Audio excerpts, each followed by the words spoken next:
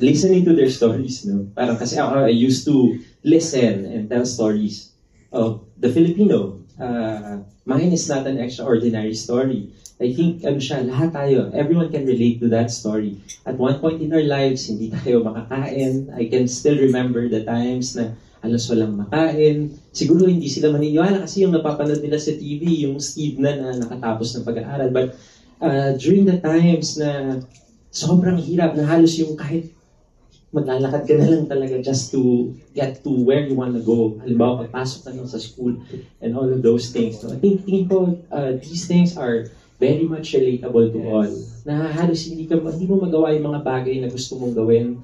When I was a child, sabi ko nga, I didn't even dream of becoming a pilot because it's far-fetched. Napakalayo niya para sa akin, para sa amin na talagang lumaki just to get by, no? And when this CIMB, no, Pinoy Mavericks opportunity came, sabi ko, it may be the right time to be on the other side. Kasi I used to tell stories ngayon, it may be the right time to share my story and perhaps people can draw inspiration from it na akala kasi nila madali siguro makarating doon because yung nakikita lang nila ngayon ay yung finished product.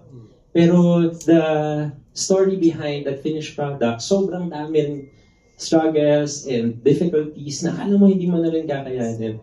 And so I speak on behalf of the many Filipinos na perhaps yung mga challenges na pinagdadaanan nila ngayon, iniisip nila ayaw na nila, hindi na nila kaya, or there may be times that they just want to give up. No? So at least now, there's a platform such as the Pinoy Mavericks Award that can share that story to all.